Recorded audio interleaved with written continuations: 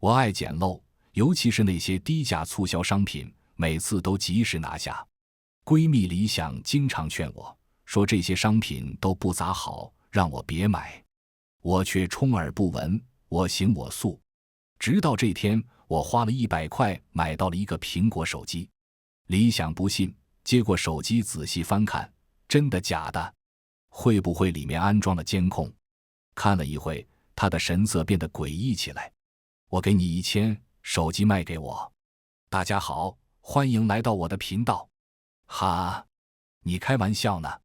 市场上价值6000的手机，你1000就想买走？我抬手就要拿回手机，却被李想躲过。他转了转眼珠，表情僵硬，露出一抹不自然的微笑。1万，卖不卖？我愣了一下，直觉告诉我哪里不对劲，但又说不上来。你这是没考上教资，得了失心疯？我笑着捏了捏他的脸，1万块都能买最新款手机了，没必要买我这个。李想这次没有躲，他直勾勾地盯着我。2万，我眨了眨眼，没反应过来。3万，4万，5万。李想宛如一个机器人，接连报了10次价格，一次比一次高。仅仅几秒，价格就来到了15万。我紧皱眉头，摸了摸他的额头，也没发烧啊，在这里说什么胡话？算了算了，既然你想要手机，就送给你吧，谁让我们是好闺蜜呢？听到我的话，李想脸色由阴转晴，笑容中多了一丝真诚，跟我道了个谢就离开了。刚坐回沙发，男友晨晨突然发来消息：宝贝，在不？咋啦？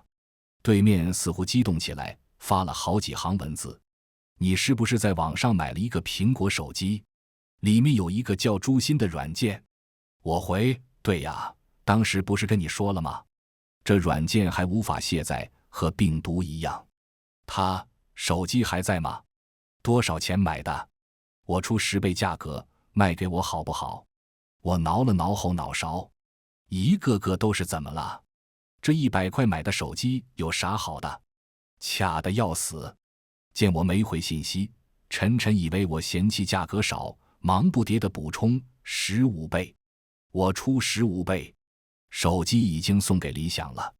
我没忍住，问他手机到底有什么玄机，那边却迟迟未回。我垂眉沉思了一会，还是没想明白。手机里除了自带的初始软件，也没别的好东西啊。我给李想发去信息：你小子是不是有事情瞒着我？赶紧说实话，为啥非要我的手机？李想回了个嘻嘻，便没了下文。我2丈和尚摸不到头，刚好此时老板发来微信，让我做一份加急表格。我不再多想，赶紧赶慢地当起牛马。忙完工作，已经是深夜。我伸了个懒腰，打着哈欠，起身就要回床上躺着。叮咚！突然，手机响起新消息提示音。我下意识点开微信，只见自己被拉入了一个微信群，人数很多，足足有161位。一个名字叫无常的账号在1分钟前发了信息：欢迎各位幸运儿被本次诛心游戏选中，本场活动参与玩家160人，完成游戏可获得高达1000万的奖金。在此之前，你们当中已经有人了解了一部分规则，做完新人任务，获得了相应的奖励。一位名叫晨晨的玩家完成了进阶任务，得到一部安装了诛心软件的苹果手机，此人已获得奖励30万，金额已打进银行卡，注意查收哦。话音一落，群里的人忍不住纷纷开口说话，界面被疯狂刷屏，我费劲地扒了一会才看完消息。值得注意的是，群里的人都是我所在的这栋单元楼的住户。我们有个单元楼的群，里面经常有人聊天，所以我第一时间认出了他们。小蜜蜂，有病吧？我认识你，一声不吭就给我拉群。牛马1号，为啥退不了群呀？没有退出按钮。3号楼王峰，真的吗？流口水流口水。人们的反应各不相同，有的破口大骂，有的吐槽，有的心动。大部分的人都亏平沉默，我也没有说话，心头的雾水愈发浓厚。吴常接着说：“请大家查看手机，点开诛心，开启第一场正式游戏吧。”说完这句话，他开启了禁言状态，没人再发消息。我跟着照做，发现自己手机确实多了一个软件，头像是黑色的骷髅头，他嘴里含着一块红色的心脏。奇怪，什么时候下载的？我好奇地点开软件，噗嗤，随着一阵刀刃扎进肉体的声音，软件缓缓启动，一行血红色文字浮现在屏幕上。欢迎玩家周月月，检测到您新手任务未完成，是否重新开始？您的新手保护期失效，此次拒绝游戏则直接死亡。我手指一顿，微微皱眉。拿到苹果手机的时候，我曾因为好奇点开过诛心软件，他让我杀一只鸡，成功奖励1000。我只当这是个玩笑，但现在看来似乎是真的。我立马给李想打去电话，却显示用户已关机。我又给陈晨打电话，那边很快接通，语气有些疏离：“什么事？我给李想的手机怎么会在你那？”陈晨沉默了一会，说了一段意味不明的话：“你还没有意识到自己的处境。游戏已经开始了，魔鬼的爪牙浮出水面，你我皆是被猎杀的小白鼠。若是只能活一个人，我要自己活下去。所以我们分手吧，从此井水不犯河水。若是我做出过分的举动，你也不要怪我。”说完，他飞速挂了电话。听着嘟嘟嘟的忙音，我消化了好几分钟，才反应过来这段话的意思。游戏、魔鬼、小白鼠，嗡嗡，手机疯狂震动。我连忙查看，发现是诛心软件在催我。请您在5秒钟内做出选择，否则默认游戏弃权，直接抹杀。文字猩红无比，宛如一只巨手死死掐住喉咙。我紧抿嘴唇，犹豫了一会，在倒计时结束的最后1秒，点击了接受游戏。文字变换：新人任务，去3楼303，找到王翠云的孙子，扇他2巴掌。任务成功，奖励2000元。注：每多扇1巴掌，额外奖励1000。失败惩罚：死。倒计时59分59秒。我瞪大瞳孔，心脏狂跳。王翠云的孙子是我们小区出了名的熊孩子，经常往别人家门口撒尿，还偷外卖，掀女生裙子。扇他的话，我没什么负担。再说了，还能得钱。如果奖励是假的，也没损失。但如果是真的呢？而且，如果我没做任务，死了怎么办？不怕1万，就怕万一。毕竟从刚才到现在发生的一切都很不对劲。我看了眼购物车，上面有很多名牌衣服和鞋子，都是我这个月光族舍不得买的东西。又看了眼软件上那行猩红如血的文字，最终一咬牙，一跺脚，穿上外套，一步一步地往楼下走去。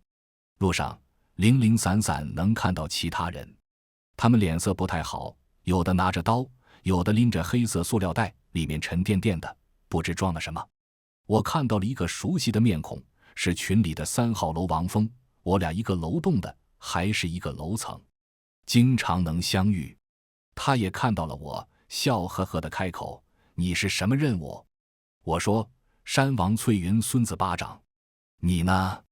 巧了，我的任务是扇王翠云，正好结个伴，哈哈哈哈。他笑着走近，嘴里的酒气扑面而来，熏得我差点掉眼泪。我不动声色地后退几步，与他保持一个安全的距离。那快去吧，任务有时限的，别迟到了。啊，对，差点忘了这茬。王峰一拍脑袋，加快脚步，拍向王翠云的房门。开门！开门！年久失修的铁门被他拍得摇摇欲坠，叮咣作响。此时是深夜11点，老太太应该睡着了。王峰拍了3分钟，他才打开门。谁呀？是不是有病？他满脸疲惫，但仍旧掩饰不住眉眼中的刻薄。你父母怎么教育你的？大半夜骚扰人，书读到狗肚子里去了。别比比，老太婆，我忍你很久了，今天就借着这个游戏冲你撒撒气。王峰撸起袖子，将门猛地拽开。老太太没反应过来，由于惯性跌倒在地。哎呦哎呦，我的腰间盘啊，我的胳膊肘啊，今天你不赔1万就别想离开。老太婆以为我怕你？王峰没被唬到，他瞪着双眼，高高举起胳膊，重重扇了他一巴掌。老太太被打懵了，张嘴说不出话。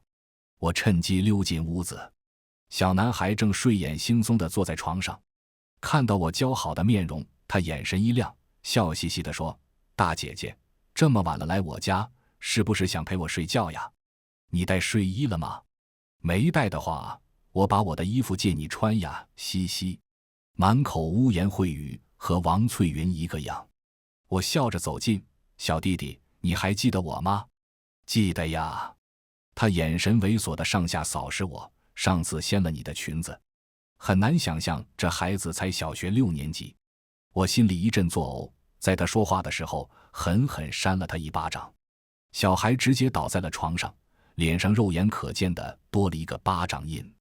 你没想到我这个老实人会突然暴起，他愣了几秒，嚎啕大哭，呜呜呜。王翠云，有人欺负我，你快来骂他，使劲打他，给我报仇，敢告状。哪来的脸？刚才那一巴掌给我扇爽了，这次我丝毫没有负担，对他另一面的脸颊也发起进攻。啪啪啪啪，很快他左右两边的脸高高肿起，远远看去像是一个猪头。我呼出一口恶气，却突然感觉一阵后怕。糟糕，我这样会不会被警察抓走？突然手机叮咚一声，我拿起一看，发现屏幕多了一行金灿灿的文字：恭喜，您的新人任务圆满完成，您一共扇了王翠云孙子10巴掌，获得奖励1万元。与此同时，银行卡响起进钱的提示音，您尾号9975的银行卡进账1万元。居然是真的！我瞪大眼睛，仔仔细细看了好几遍余额，确实多了1万。我泪流满面，疯狂亲吻屏幕。感谢上天，感谢佛祖，感谢游戏。屏幕文字变换：您获得进阶任务，为王峰吃头孢。任务成功奖励10万元，失败惩罚死。倒计时30分钟。我手一顿，整个人犹如被泼了盆冷水。王峰嗜酒如命，每天都喝很多酒。他现在双眼迷离，脸颊泛红，明显喝多了的状态。如果为他吃头孢，后果不堪设想。我虽然爱钱，但不至于为了钱而杀人呀。可若是没完成任务，我真的死了怎么办？我浑浑噩噩地走到门口，王峰正瘫软在地，靠着墙呼呼大睡。王翠云就躺在他身边，一动不动，不知死活。我踌躇了一会，最终决定报警。伤害别人的事我做不到，就让警察来解决这诡异的一切吧。我划了屏幕好几下，却始终无法退出诛心软件。我又尝试用快捷键报警，仍旧没有效果。突然，隔壁房间传出一声尖叫，一名女生仓皇地推开门逃了出来。血，是血，星星死了，星星死了。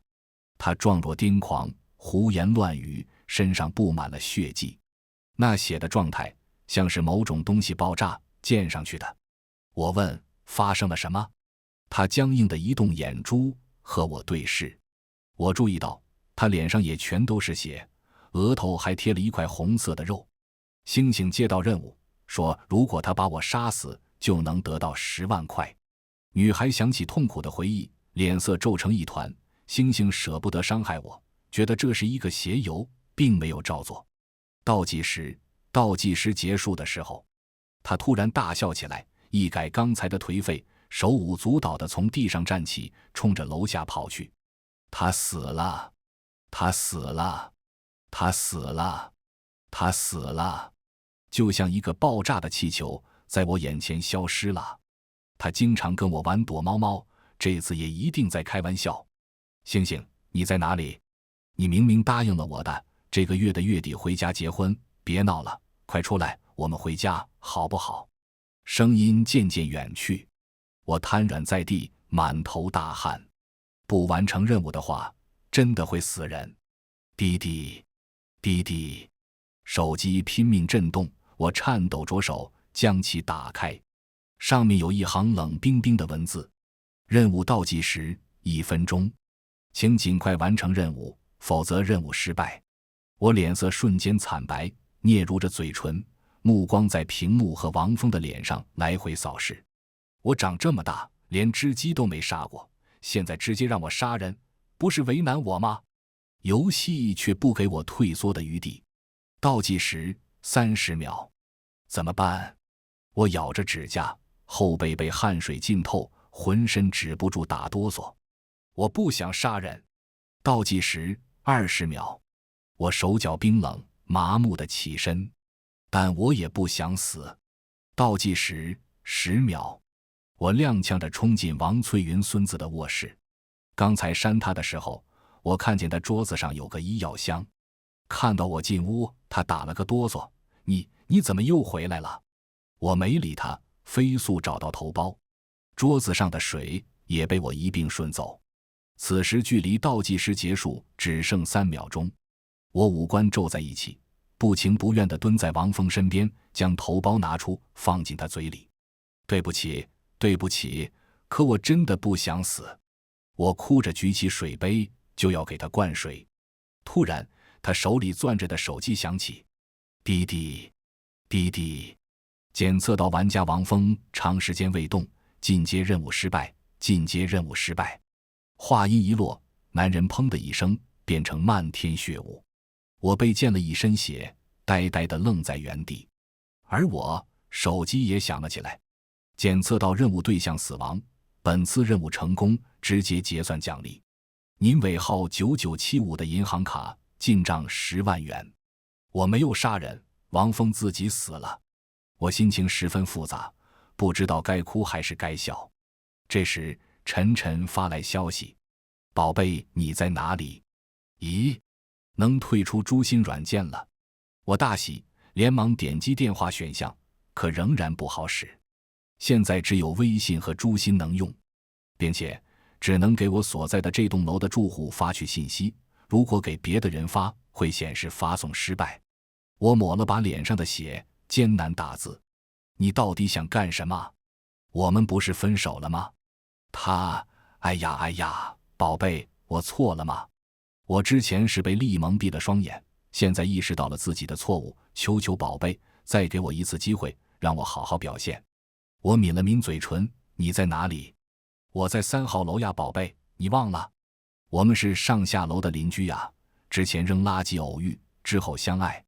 确实是这么一回事，他虽然长得不好看，跟我也不怎么见面，就算是邻居，也很少互相去对方家里做客，理由是他害羞。但是嘴特别甜，说起情话滔滔不绝，导致我沦陷在其中。我在王翠云，刚想回消息，诛心弹出新任务，正式任务：躲避晨晨的追杀，成功存活3个小时，成功奖励500万，失败惩罚被活生生剥皮，隐藏奖励反杀晨晨，额外获得500万。看完文字，我浑身一抖，我明白了，晨晨的任务是杀了我。我咽了口唾沫，悄悄将手放在删除键上，想把信息删除。没想到王翠云在此刻苏醒。哎呦呦，我的脸啊！她捂着脸挣扎地起身，不小心碰到了我的胳膊肘，我手指一滑，不小心按下了发送。糟糕！我心下一惊，连忙就要撤回，可已经来不及了。晨晨给我发了个微笑的黄色笑脸，但我马上过去：宝贝，不要瞎跑哦，不然老公会生气的，后果很严重。我浑身冰冷，犹如被泼了盆冷水。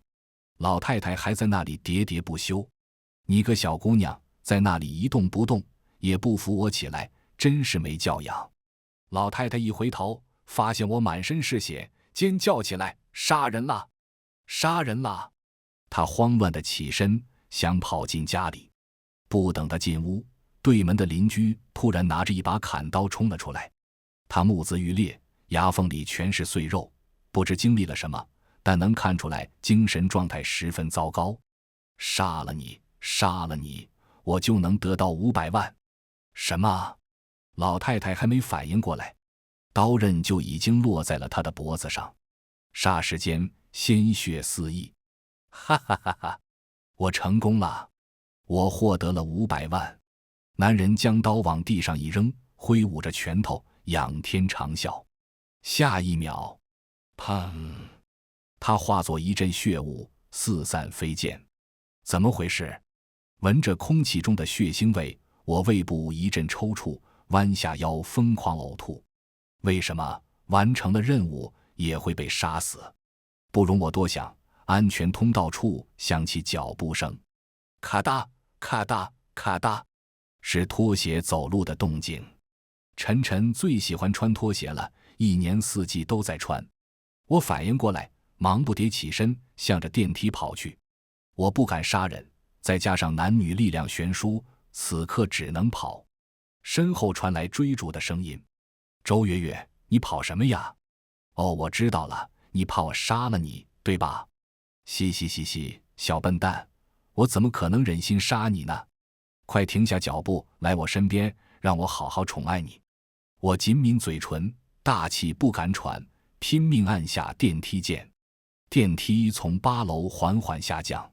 糟糕，8楼是晨晨楼层的高度，他一定算准了我会坐电梯，所以提前把电梯升到了8楼，这样我便没有机会逃跑。月月，你要去哪？别走呀！晨晨不紧不慢地靠近，看着越来越近的身影，我心中只剩绝望。晨晨，这个游戏是假的，就算你杀了我，你也不会得到奖励，反而还会爆体身亡。我靠在死角，哑着嗓子，近乎恳求。像是听到了什么天大的笑话，晨晨捂着肚子，眼泪飙出，哈哈哈哈！周月月，为了活命，连这种拙劣的谎言都用上了，当我傻子是吧？我拼命摇头，不，我没骗你，我刚才亲眼看见。别废话了，赶紧去死，老子迫不及待拿到500万了。他没了玩下去的耐心，从怀里掏出一把血迹斑斑的菜刀，大步冲了过来。我心下一惊，回头看了眼电梯，才到4楼。怎么办？难道自己真的要死了吗？就在攻击即将落在身上的瞬间，一个身影来到晨晨身后。啊！晨晨吃痛，止住动作，不可置信地低下头颅。我也愣愣地看过去，他心脏位置多了一处猩红的伤口。嘻嘻，来者是一个200斤的胖子，他肥肉缝隙间全是血迹。这是我杀死的第10位玩家。好呀，好呀。什么？杀玩家？我悄悄向着电梯靠近。胖子注意到我，笑嘻嘻地说：“我认识你，9楼909的住户。我最后才杀美女，在此之前，请享受最后的时光吧。”我没忍住，询问道：“你的任务是什么？”他杀光这栋楼的所有人，我就能获得10个亿了。我还是停手吧。我刚才看见一名玩家杀死任务对象后爆体身亡。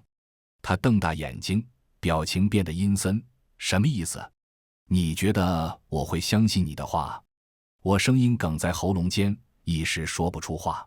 但此刻最重要的是逃命。我冲进电梯，按下1楼的按钮。电梯关闭的前一刻，胖子嘲讽地笑了起来。我当时还不知道他这个笑容是什么意思，直到我来到1楼，单元门被厚厚的铁板封了一层又一层，密不透风，连阳光都照不进来，更别提出去。我回到家，将大门锁紧。随后双腿一软，瘫倒在地。没办法了，所有的逃生方式都被堵死，只能硬拼或者原地等死。那个胖子我认识，他叫郑勇，是专业相扑选手，力大无穷。曾经比赛的时候，让5-6名对手全身瘫痪，在小区十分出名。此刻只有一个办法，那就是全小区的人都团结起来，共同抵御郑勇。我点开群聊，发现人数只剩可怜的50人，不出意外，其余人都已死亡。家人们，吴常把禁言解除了，我们能发言了。与此同时，兔兔儿发出信息，此话犹如一块石子溅入水中，激起一层又一层的水浪。牛马1号，我还活着。呜呜呜！小汉堡，你们的任务都是什么？也是杀人吗？有人成功没？分享一下心得。我颤抖着手，将看到的一幕告诉了他们。发完消息后，群里陷入死一般的沉寂。有人质疑，我不信，你绝对是骗人的。有没有完成任务的，出来报一下喜。群里再次陷入沉寂。有人动摇，难道他说的是真的？突然，一个叫霸王的人说，刚才在处理案发现场，现在才看手机。不瞒你们说，我已经成功得到了500万。哈哈哈，真是爽啊，直接全款买下一栋大平层。人们疯了，纷纷求他教学如何克服心理恐惧去杀人。他们没有郑勇的微信，所以没有第一时间认出这个换了头像和名字的郑勇。而我刚搬来的那几天，就被郑勇以姐姐真好看为理由加了好友，有他备注，所以我认出了他。霸王也不吝啬，将作案手法和处理方式详细诉说。我直接在群里艾特他，郑勇，别再错下去了，直接摊牌吧。霸王还没说话，其余人纷纷坐不住，连猪炮似的对我，你有病吧？还要显眼包到什么时候？你肯定是自己不敢杀人，想连带着我们一起死。呵呵，真是自私。兄弟们，别信他，赶紧完成任务吧，别浪费时间了。说完，群里消停下去，恢复沉寂。我心里不是滋味，我这么做是为了救他们，他们却不领情。对了，任务，我想起了自己的任务，成功在陈晨的手中存活，就能得到500万。我连忙掏出手机，银行卡的余额并没有增加，诛心软件上的文字却变了。终极任务，躲过郑勇的追杀，成功存活至凌晨6点。成功奖励，警察到来。失败惩罚，死。此时距离凌晨6点还有3个小时，我依旧联系不上闺蜜李想。不出意外的话，她已经死了。来不及悲伤，我翻出棉服，里3层外3层的将自己裹成一只棕熊。随后去厨房拿出菜刀、砍刀、蝴蝶刀、水果刀，确保全部的利器都在手中，又掏出头盔戴在头上。做好这一切，我悄悄钻进衣柜，默数时间的流逝。期间，群里的人越来越少，人数从50跌落到18。终于有人意识到不对，牛马1号，有人成功吗？怎么人越来越少了？兔兔儿，我也想说，总感觉哪里不正常。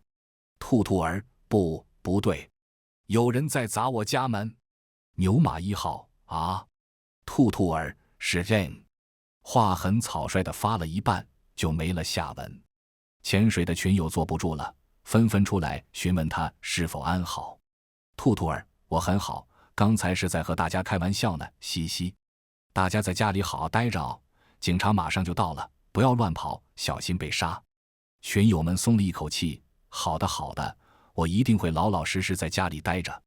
我不敢说话，生怕自己惹郑勇生气，被提前盯上，只能眼睁睁看着群里一片和谐安宁。时间只剩半小时，群里的人数只剩下4个，分别是吴常、霸王、牛马1号、我。牛马1号彻底慌了，在群里艾特我和霸王，人呢？怎么都退群了？你们2个还好吗？怎么样？我没说话，是因为不敢。霸王没说话，是因为正在前往他家的路上。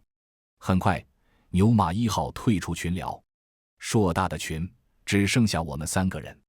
嘻嘻，霸王说：“到你了，我的小宝贝，哥哥现在就来收下你的项上人头。”哒哒哒，沉重的脚步不紧不慢地向着我所在的楼层靠近。我浑身直抖，缩在衣柜里，不敢发出一点声。咚咚咚，门被敲响。小美人，快来给哥哥开门，哥哥可以让你死得没那么痛苦哦。门外的人胸有成竹，一点也不着急，似乎期待看到我绝望发疯的画面。我看了眼手机的时间，还剩15分钟，熬过这15分钟，我就能获救。没等到我的反应，他很是失望，拿起斧头重重砸开了门锁。咣当，门锁掉落在地，听得我心脏一颤。让我找找藏在哪里了呢？真是不怪，居然躲我，我要生气了。脚步在客厅绕了一圈，哈哈哈，找到你了。大门被猛地踢开，他冲进我的卧室，将里面的东西砸了个稀巴烂。咦，人呢？不在卧室。他顿了顿，笑嘻嘻地说：“我知道了，你肯定藏厕所了。”他又冲进厕所，将洗衣机和马桶砍成废墟。该死，到底在哪里？郑勇的声音染上愠怒，他失去了耐心，直截了当地冲着厨房走来。就剩这里没检查，你肯定躲在这里。我要杀了你，杀了你！我蹲在厨房的柜子里，大气不敢喘，心脏仿佛要从嘴里蹦出来。别过来，别过来！再有8分钟就能获救了。可惜所有的祈求都是徒劳。我微微抬眼，和面前的胖子对上视线。他浑身是血，脸色狰狞，十分恐怖。找到你了，他一字一顿地说。我猛地咬破舌尖，用疼痛强迫自己清醒。飞速掏出怀里的菜刀，狠狠向着他的脖子砍去。没想到我会突然暴起，郑勇没反应过来，被我得逞。啊！他捂着脖子，五官皱成一团。我趁机从他身旁的缝隙中钻过，向着门外跑去。别跑，不要跑！他拿起斧头，气喘吁吁地追来。我拼命抑制住泪水，撑着发软的双腿，在楼道中飞速奔跑。他很胖，再加上失血过多，没一会儿就走不动路，瘫软在地，大口喘气。我不敢掉以轻心，跑到了最顶层，可怜巴巴地缩在角落。过了一会儿，他亦步亦趋的也到达了顶层。我不跟你闹了，虽然你确实很美，但还是我的命更重要。他脸色阴沉，眉宇间尽是嗜血，拿着斧头一瘸一拐地走近。滔天的压迫感扑面而来，我紧抿嘴唇，泪水不受控制地流了一脸。难道还是难逃一死吗？去死吧！郑勇高高举起斧头，冲我天灵盖劈下。我紧闭双眼，不敢看结局。砰！一声爆炸响起，我的前胸感受到一阵温热，紧接着入鼻的是一股腥臭的空气。怎么回事？我不可置信地睁开眼，面前空无一人，只剩下一堆四溅的碎肉。嗡嗡，手机震动，打开一看，本次游戏已结束，您获得了唯一一个生存名额，感谢您的参与，祝您在接下来的生活中诸事顺遂，平安愉快。看完这几行文字，我双眼一黑，陷入昏迷。您的意思是一个莫名出现的软件杀了整个楼栋的住户？警察放下中性笔，和身旁的人对视一眼，表情都不太好。我点点头，抹了把眼泪。是的，虽然现在找不到应用了，但我确定自己所言非虚。警察，难办哦，监控都坏了，死者们的手机里也没有什么有用的信息。但经过调查，你确实没有杀人。另一名警察放下手里的小说，拖着下巴，做沉思状，根据我多年书虫的经验，总结出了以下可能：一，你能存活到最后，是因为该游戏划分成了2个阵营，每个人的终极任务都不一样，有的是杀人，有的是躲避。而杀人的话，自己也会死，所以杀了王翠云的那名男子便死了。真正能存活下去的是一个人没杀，存活至最后的玩家。这2个阵营全靠运气，运气好分到了个躲避阵营，就能平安无事；运气不好分到了个杀人阵营，咋做都会死。他喝了一口水，润了润嗓子，继续说，第2个可能是有鬼，鬼策划了这起游戏。另一名警察说，哎呀得，你赶紧忙你的去，别在这里天马行空了。虽然警方竭力压制，但死了一栋楼的住户这件事还是传了出去。一时间网络风头无量，热火朝天。但没过几天，某明星出轨类似的新闻现世，大家纷纷被转移注意力，也没多少人关注这件事了。我却花了10年时间，才把这件事带给我的伤痛抚平。这天，我一个人在家里追剧，突然沙发缝隙传来一阵嗡鸣。奇怪，手机在茶几上，哪来的声音？我疑惑地掀开沙发，在下面发现了一部苹果手机，型号很老了，像是10几年前的产品。我却心里一凉，收回手，远离了它，一动不敢动。手机却自己亮了起来。好久不见，诛心游戏第2版已开始，诚邀老玩家前来参与。你准备好了吗？全文完，感谢您的观看，每天上新精彩小说，喜欢就订阅吧。